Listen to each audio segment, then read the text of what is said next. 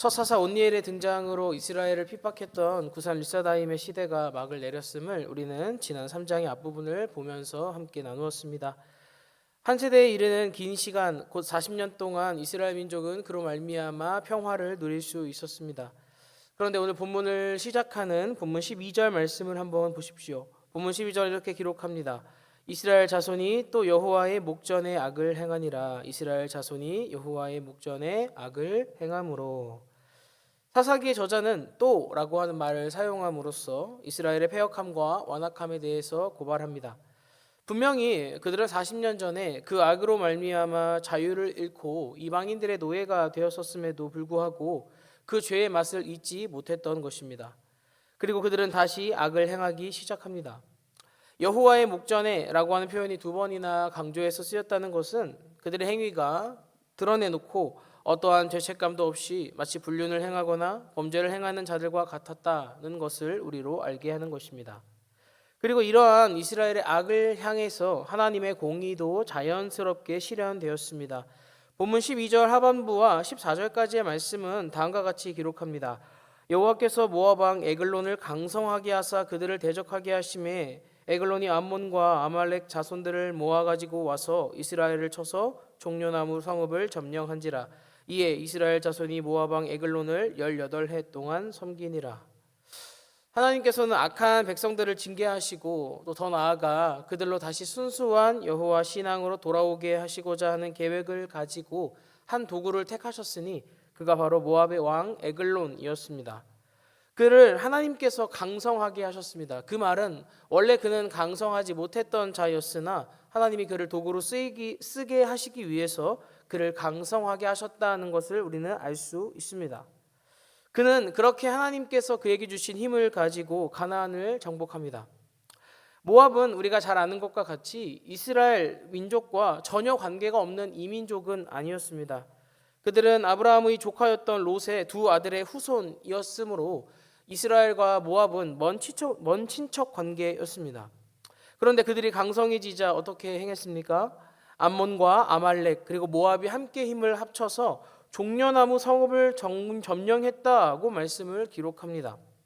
모압과 그의 형제였던 암몬은 이스라엘의 철천지 원수였던 아말렉과 연합하여 연합군을 구성했고 이스라엘을 침공했습니다. 사실 모압과 암몬은 가나안과는 크게 관계가 없는 족속들이었습니다. 그들은 이스라엘에 비해서는 아주 작았고 또 그들은 가나안의 동편, 곧 요단의 동편에 위치해 있었기 때문에 이스라엘에게는 원래는 크게 적수가 되지 못했던 민족이었습니다. 하지만 하나님께서 그들을 심판의 도구로 사용하시자 보잘것없었던 작은 민족이 가나안으로 침공해 들어옵니다. 그리고 오늘 말씀은 그들이 정복한 성읍을 종려나무 성읍이라고 기록하고 있는데 이는 우리가 잘 알고 있는 여리고 성이었습니다. 연합군은 물론 이스라엘 전역을 지배하지는 않았습니다만 여리고를 점령하였고 그것을 전진기지로 삼아서 가나안의 전 영역에 영향력을 미치기 시작했습니다. 그런데 그들이 점령했던 여리고라고 하는 성의 의미를 우리는 잘 알고 있습니다.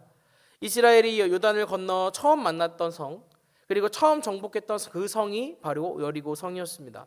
그리고 돌 위에 돌 하나가 남기지 않을 정도로 완전히 허물어 버렸던 그곳에 다시 모압의 연합군이 쳐들어와서 성읍을 세웠던 것이죠. 그런데 그들이 처음 정복했던 성이 여리고이었음에도 불구하고 이스라엘 백성들이 하나님 앞에 음란을 행하고 배교하니 자신들이 경험했었던 가장 값지고 귀한 신앙의 승리의 유적을 오늘 빼앗기고 있는 것입니다.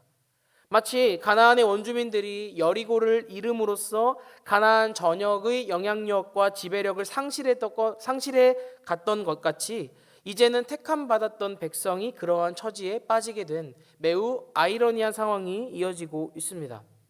그리고 그들은 뚱뚱한 작은 황소라고 하는 이름의 뜻을 가진 에글론을 자그마치 18년이라고 하는 긴 시간 동안 섬기게 되었습니다. 그들은 40년의 평안을 누렸음에도 불구하고 다시 한번 자유를 빼앗긴 비참한 노예로 전락했습니다. 우리는 이 말씀을 통해 먼저 무엇을 알 수 있을까요?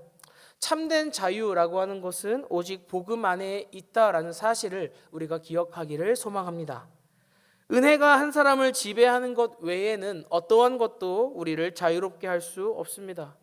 하지만 우리의 악한 눈은 여전히 은혜의 지배가 아닌 죄의 지배를 탐하고 그것을 원하니 죄의 지배를 따라가는 사람들은 잠깐 기쁨과 즐거움을 맛볼지 모릅니다. 그러나 그것은 영원한 속박과 노예로 가는 길이라고 하는 것을 우리는 기억해야 합니다. 그렇기에 우리는 매일에 그리고 매주 우리에게 선포되는 말씀에, 특별히 진리의 말씀에 귀를 기울이고 그것을 사모해야 합니다. 진리를 사모하고 예수 그리스도의 말씀과 같이 진리 안에서만 참으로 자유할 수 있기 때문에 우리는 이 세상의 많은 유혹과 핍박에도 언제나 진리를 사모하고 진리만을 바라보기에 힘써야 하는 것입니다. 하지만 이스라엘 백성들은 그렇게 하지 못했습니다. 그러한 비참한 현실 가운데 15절 말씀은 한 사람의 등장을 소개합니다. 이스라엘 자손이 여호와께 부르짖음에 여호와께서 그들을 위하여 한 구원자를 세우셨으니 그는 곧 베냐민 사람 게라의 아들 왼손잡이 에훗이라. 비참한 현실에 처하고 나니 그들의 선배들이 그러했던 것처럼 다행히도 하나님께 부르짖기 시작합니다. 마치 위급한 상황에 엄마와 아빠의 이름을 부르는 작은 아이와 같이 이스라엘이 그들이 섬기고 있었던 바알과 아세라를 떠나 여호와 하나님만을 의지하기 시작합니다. 그리고 그때에 하나님의 역사가 시작됩니다. 하나님께서 한 구원자를 세우셨으니 그의 이름이 바로 에훗입니다. 그런데 이 에훗이라고 하는 사람이 조금은 독특한 특징을 가지고 있습니다. 성경은 특별히 그를 가리켜 왼손잡이라고 소개합니다. 성경의 맥락과 그리고 구약의 맥락 안에서는 오른손, 오른쪽, 우편과 같은 단어들은 주로 힘과 권력과 권세와 능력을 의미합니다. 그렇기에 대개의 경우 이러한 말들을 통해 수식되는 단어들은 긍정적인 의미를 가집니다. 그런데 굳이 사사기의 저자는 위대한 하나님의 사사의 이름 앞에 왼손잡이라고 하는 칭호를 붙이고 있습니다. 그런데 이 왼손잡이라고 하는 말을 조금 더 문학적으로 그리고 단어가 가지고 있는 것을 분석을 해보면 그가 오른손을 사용하는 데에 구속을 받고 있다, 혹은 그가 오른손을 사용하는 데에 제한을 받고 있다라고 하는 부정적인 의미를 가진 말입니다. 단순히 그가 오른손을 두 손으로 사용하거나 왼손을 두 손으로 사용하고 있다 정도가 아니라는 것이죠. 물론 어떤 주석가들은 반대로 그가 왼손을 사용하는 것에 매우 능숙한 사람이었을 것이라고 추측하기도 합니다만 에훗 전체의 기사의 문맥을 생각하면 전자의 해석, 곧 그의 오른손에 무언가 문제가 있었다라고 하는 것이 조금 더 타당한 것으로 보입니다. 그래서 이러한 해석을 지지하는 많은 주석가들은 에훗의 오른손에는 기형이나 마비와 같은 장애가 있었을 것이라고 추측합니다. 그리고 그의 지파는 어디였습니까? 바로 베냐민 지파였습니다. 그런데 베냐민이라고 하는 이름의 뜻이 오른손의 아들이라고 하는 뜻을 가지고 있다는 것을 생각한다면 하나님이 조금 특별한 사람을 당신의 사사로 불러주셨다는 것을 우리는 알 수 있습니다. 온니엘은 굉장히 모범적이고 상수와 같은 사람이었다면 에훗은 변수의 사람이었다라는 것이죠. 그리고 그렇게 사사로 세워진 에훗을 성경은 모압 왕 에글론에게 공물을 바치던 사람이라고 함께 소개합니다. 왼손잡이가 희귀했고 긍정적으로 받아들여지지도 않았던 시대 가운데 왼손잡이였던 에훗은 모압 사람들에게도 큰 위험 요소가 되지 않았던 것으로 보입니다. 그런데 그렇게 큰 위협이 되지 않았던 왼손잡이가 큰 일을 꾸미기 시작합니다. 16절의 기사를 보면 에훗이 양날검 하나를 오른쪽 허벅지에 찼다고 기록합니다. 오른쪽 허벅지에 있는 칼을 자유롭게 빼들기 위해서는 왼손으로 손을 사용해야 하죠. 이로 미루어 보아 에훗은 모두가 방심하고 있는 자신의 오른손의 문제를 역으로 이용해서 에글론을 암살하려는 계획을 세웠던 것으로 보입니다.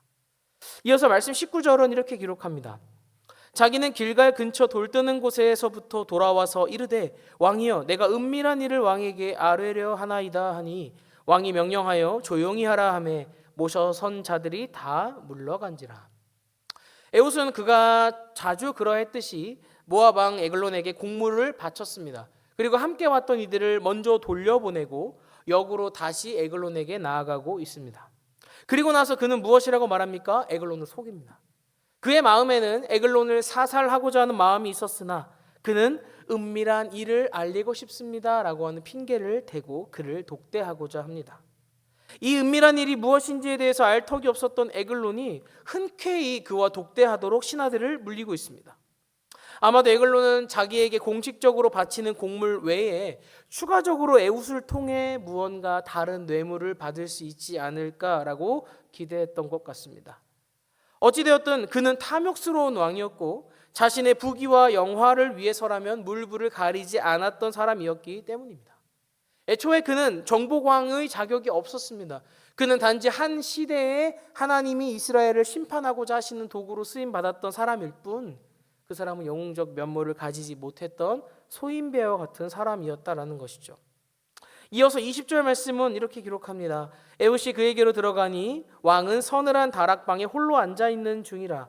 에훗이 이르되 내가 하나님의 명령을 받들어 왕에게 아랠 일이 있나이다 하매 왕이 그의 좌석에서 일어나니. 오늘 기사는 왕이 서늘한 다락방에 있었다고 기록합니다. 이 장소는 왕이 있는 공식적인 집무실을 뜻하는 것이 아니라 왕의 개인적인 쉼을 위한 개별 공간이었습니다. 계속해서 변수가 등장합니다.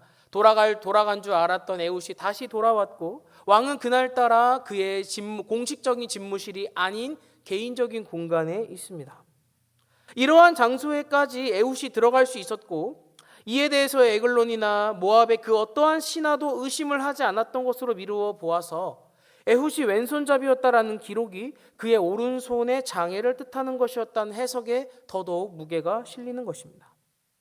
그는 은밀한 일을 위해서 하나님의 명령을 받들러 에글론에게 말하고자 한다고 하며 다시 한번 그를 기만하고 속입니다. 그리고 그러한 에훗의 말에 에글론은 나름의 예를 갖추기 위해 자리에서 일어났습니다. 그때의 21절과 22절은 끔찍한 사건을 기록합니다. 에훗이 왼손을 뻗쳐 그의 오른손 허벅지 위에서 칼을 빼어 왕의 몸을 찌르매 칼자루도 나를 따라 들어가서 그 끝이 등 뒤까지 나갔고 그의 칼을 그의 몸에서 빼내지 아니하였으므로 기름이 칼날에 엉겼더라. 에글론을 향한 에훗의 기습이 있었고 그의 오른 허벅지에 칼을 간과했던 에글론이 그대로 살해당하게 되었습니다. 성경은 이 죽음의 기사를 매우 상세하게 기록합니다. 잔인하고 경악스러운 사건의 현장을 우리는 볼 수 있습니다. 칼자루 끝까지 한 사람의 몸에 칼이 들어갔고 그 칼에는 장기의 기름들이 엉겼습니다. 그런데 이 기름이 칼날에 엉겼다라고 하는 말은 동시에 한 사람의 장 속에 있는 배설물들이 흘러나와 묻었다라는 것을 의미하니 이 사건의 현장은 매우 참혹했던 것입니다. 이렇게 에훗이 에글론을 사살하는 것에 성공합니다. 이어서 23절 말씀은 이렇게 기록하죠. 에훗이 현관에 나와서 다락문들을 뒤에서 닫아 잠그니라. 에훗은 이제 에글론을 암살한 후에 에글론의 궁에서 빠져나가야만 했습니다. 그런데 도주하기 위해서는 시간이 필요했죠. 그래서 그가 선택한 방법은 마치 방 안에서 문을 잠근 것 같이 문들을 위장한 것이었습니다. 왕의 개인적인 아주 사생활이 있는 집무실이었기 때문에 그 누구도 왕의 허락 없이는 그곳에 들어갈 수 없었습니다. 그렇기에 에훗은 마치 자신은 보고를 마치고 나왔으나 왕은 아직 개인의 집무실에서 용모를 보고 있는 것 같이 사건의 현장을 위조했던 것이죠. 그리고 24절의 말씀을 보면 에훗이 나간 후에 왕의 신하들이 들어와서 다락문들이 잠겼음을 보고 이르되 왕이 분명히 서늘한 방에서 그의 발을 가리우신다 하고 라고 말씀이 기록합니다. 사건의 현장을 위조하고 조작했던 에훗의 도박은 아주 성공적으로 맞아 떨어졌습니다. 에글론의 배에서 흘러나왔던 배설물로 말미암아 풍겼던 냄새가 신하들로 하여금 우리 왕께서 아직 용변을 보고 계시기 때문에 나오지 않고 계시는구나 라는 확신을 갖게 했고, 그랬기에 신하들이 아주 오랜 시간이 지나서야 그들의 군주의 죽음을 확인할 수 있었습니다. 그리고 그 말은 에훗의 도주가 매우 용이했고 그는 많은 시간을 벌었다라는 것을 우리에게 알려줍니다. 이어서 27절과 28절 말씀을 보면 드디어 에훗이 사사로서의 그의 소명이 무엇인지를 보여주고 있습니다. 그가 이르러 에브라임 산지에서 나팔을 불매 이스라엘 자손이 산지에서 그를 따라 내려오니 에훗이 앞서가며 그들에게 이르되 나를 따르라. 여호와께서 너희의 원수들인 모압을 너희의 손에 넘겨주셨느니라 하매. 도주한 에훗은 그렇게 도망치고 끝나는 것이 아니라 오히려 이스라엘의 지파들을 소집했습니다. 그런데 오늘 보면 에브라임 산지에서 이스라엘 자손들이 내려왔다라고 기록하는 것을 보면 모압이 두려워서 산속에 숨어 있었던 사람들도 매우 많았다라는 것을 우리는 알 수 있습니다. 그리고 그들의 땅을 그러한 백성들을 이끌고 모압의 정권을 종식시키는 전쟁을 에훗이 준비합니다. 28절에 가서야 에훗은 자신이 한 일들을 통해서 하나님께서 일하셨다라고 말합니다. 그리고 우리가 눈으로만 보겠지만 28절 후반부에서 30절의 말씀은 이러한 대전쟁의 위대한 승리를 기록하고 있습니다. 군주를 잃은 모압의 병사들은 순식간에 오합지졸로 변하였고 그들이 고국으로 돌아가지 못하도록 요단의 강을 건너는 그 나루를 장악한 이스라엘은 모압의 용사 10,000명을 몰살시키는 승리를 쟁취합니다.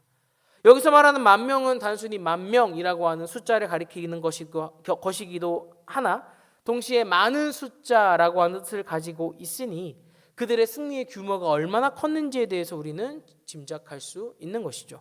그리고 그 땅에 평화가 임했습니다. 지금까지 우리는 오늘 본문을 함께 살펴보았습니다. 오늘 본문은 굉장히 많은 변수들이 등장합니다. 베냐민 지파, 오른손의 아들이라고 하는 지파의 출신임에도 왼손잡이라고 하는 특징. 원래는 정복자였으나 이제는 전세가 역전되어서 피정복자가 되어 새로운 왕에게 공물을 바치는 장면. 그리고 그러한 이들의 우두머리가 사사로 부름받은 장면. 에글론과의 각별한 관계를 이용해서 그의 의심을 지우고 특사로 자신을 가장하고 은밀한 일이 있다고 기만하며 끝까지 에글론을 속였으며 살해 사건 현장까지도 조작했던 에훗의 권모 술수들이 바로 그것들이죠. 여기에 온니엘의 기사 속에 찾아볼 수 있었던 뭔가 바른 모습이나 상수로서 뭔가 확률이 높은 이런 문제들은 거의 없습니다. 대부분이 다 굉장한 변수들이죠. 성경이 미워하는 거짓, 속임, 기만, 살인이라고 하는 것들이 사사의 이름으로 사용되고 있습니다. 그리고 에훗은 그러한 자신의 일들 속에서 하나님에 대한 어떠한 영적인 민감함도 보이지 않습니다. 그리고 자신이 하나님의 사사로서 부름받았다라고 하는 소명의식도 찾아보기 힘듭니다. 오히려 그는 가나안 사람들과 똑같은 삶의 행동 방식, 아니 그들보다 더한 악함으로 일합니다. 그런데 하나님께서는 이처럼 악하고 부족하고 연약한 사람을 오늘 어떻게 사용하십니까? 당신의 백성들을 참혹하게 다스리고 있었던 악한 이방 민족들을 심판하는 도구로서 선하게 사용하십니다. 물론 에훗이 하고 있는 모든 행동들이 선하다는 것은 아닙니다. 그러나 가장 약하고 보잘것없던 왼손잡이 에훗이 여호와의 손에 들리자 자그마치 18년이라고 하는 긴 시간을 통치하고 있었던 모압 왕의 통치가 종식됩니다. 물론 우리는 오늘 본문을 통해 하나님이 에훗의 악한 방법들까지도 모두 용인하시고 오히려 그것을 장려하신다라고 생각해서는 안 됩니다. 왜냐하면 사사기의 저자는 이러한 에훗의 행위들에 대해 하나님께서 침묵하고 계신다는 것을 우리에게 보여주고 있기 때문입니다. 그렇다면 이러한 에훗의 모습을 통해 우리는 무엇을 알 수 있을까요? 인간 사사가 가지고 있는 한계, 그리고 사사라 할지라도 가나안의 백성들과 전혀 구별할 수 없을 만큼 타락했던 그 시대의 시대상을 우리에게 보게 하는 것입니다. 그러나 그러한 악한 시대상과는 반대로 하나님의 선하심이 찬란하게 드러납니다. 우리는 인간의 어떠함이나 재능이 아니라 하나님의 주권과 섭리가 세상을 다스려 갔으며 오늘도 다스리고 계시기 때문에 우리는 스스로의 힘을 자랑할 수 없으며 오직 우리를 부르신 하나님의 선하심만을 찬양하며 온전히 의지할 수밖에 없다는 사실을 발견합니다. 우리는 어쩌면 한 사람의 에훗과 같은 이들일지 모릅니다. 하나님의 자녀로서 이 땅에 부르심 받고 하나님의 영광과 하나님의 아름다우심을 이 세상에 믿지 않은 수많은 사람들에게 보이라는 소명을 받았음에도 불구하고 그러한 삶을 잘 감당하고 있지 못하는 것이 우리의 모습일지 모릅니다. 아니, 이 세상과 어떠한 구별되지도 않은 똑같은 모습으로 살고 있을지도 모릅니다. 그러나 오늘 말씀은 우리에게 이야기합니다. 그럼에도 불구하고 한 사람을 하나님이 들어 쓰시면 하나님이 그 악하고 약한 사람일지라도 하나님의 선하심을 위해서 사용하신다는 것입니다. 사랑하는 성도 여러분, 인생에는 수많은 변수들이 있습니다. 그러나 한 가지 변치 않는 상수가 있으니 하나님은 선하시다는 사실입니다. 그리고 그분은 어떠한 악도 선하게 선용하신다는 사실입니다. 그렇기에 때때로 소망 없어 보이는 이 세상을 우리가 살고 있지만 오늘도 우리의 연약함과 나약함 앞에 우리 스스로가 죄책감과 자괴감을 느낄지 모르나 우리에게는 소망이 있는 것입니다. 언제나 변치 않으시고 신실하시며 선하게 일하시는 하나님이 오늘도 살아계십니다. 그리고 그분이 오늘도 이 세상을 다스리십니다. 그리고 그 하나님이 오늘 우리도 그분의 손에 들어 쓰시겠다고 말씀하십니다. 그러면 우리의 연약함은 덮이고 하나님의 은혜와 하나님의 위대하심만이 드러나는 것입니다. 그러나 마지막으로 잊지 말아야 될 것은 그렇다고 해서 내 안에 있는 애국과 같은 모습을 당연하게 여겨서는 안 된다는 것입니다. 그것이 하나님의 손에 들어 쓰일 때 물론 선하게 쓰일 수도 있지만 우리는 그럴수록 어떻습니까? 더더욱 하나님 앞에 귀히 쓰임 받을 만한 거룩한 신자로서의 삶의 모습을 우리가 소유하기 위해서 애써야 하는 것입니다.